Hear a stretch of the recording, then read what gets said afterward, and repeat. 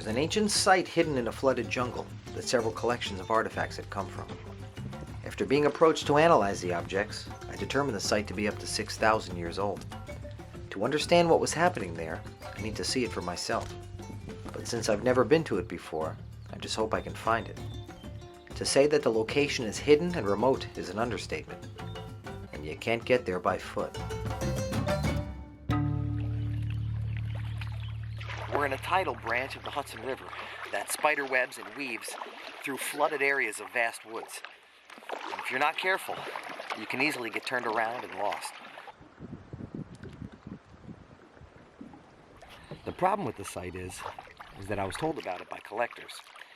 And after doing a bit of research, I found out that the site has been collected on since at least the 1940s, if not earlier. So there's a chance that the site has been severely damaged by looters and pot hunters. But we'll just have to see when we get there to find out.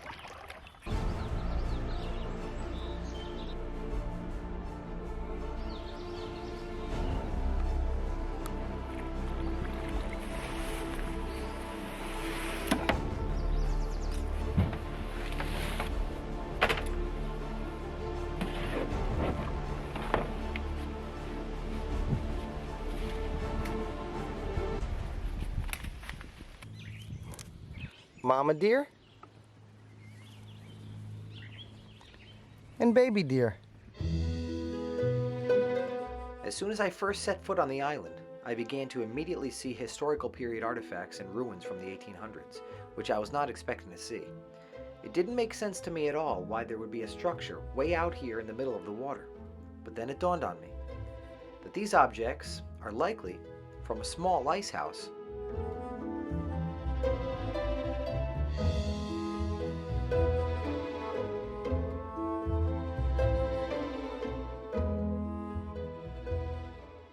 During the 19th century, harvesting ice from the Hudson River each year became a major commodity.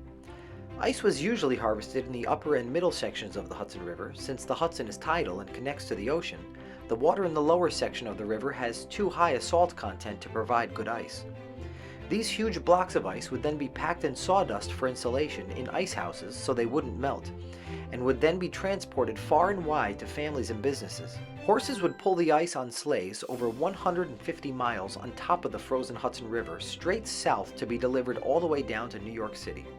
To this day, there are dozens of ice houses whose ruins line the shores of the Hudson River. Covering the ground on the entire site is evidence of its use by prehistoric cultures, in the form of chert debitage. Chert is a type of stone much like flint that many prehistoric cultures used to manufacture their stone tools from, and debitage are the chips and flakes that are produced as a byproduct of stone tool manufacture.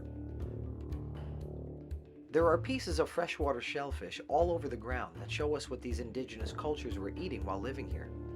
These freshwater clam shells lie in amongst the stone artifacts. Well, just as I guessed it, there's some fresh looting from collectors and pot hunters. It's a major problem that we have in the discipline of archaeology. Someone had been here recently and was digging and looking for artifacts.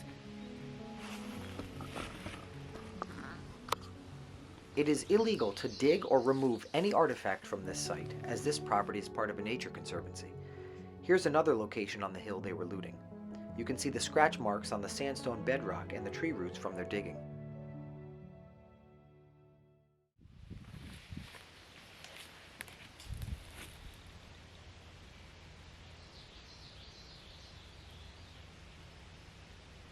So this is a Madison point. It is a projectile point. It's a true arrowhead. It's the last stone projectile point that the Native Americans in this area made before they started making their arrowheads out of brass and copper that the Europeans traded with them. Many of these new metal arrowheads were being made by cutting out triangular shapes from European trade items such as copper kettles. Even though the bow and arrow had been used from other parts of the world for perhaps as early as 45,000 years ago or more, when it comes to the Americas, the bow and arrow had not been developed until only about 2,000 years ago. And we're really not sure why that is.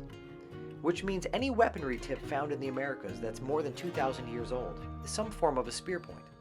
This particular Madison point tells a very interesting story. The areas of light green on both sides of the arrowhead show a patina that had developed from weathering. The areas of dark green show fresh workings where the point had been reworked by a later culture.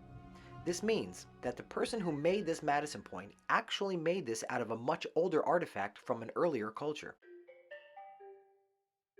There likely was something spiritual out of reusing a weaponry tip or other form of artifact from their ancestors, and is something that we see quite a lot of in the archaeological record.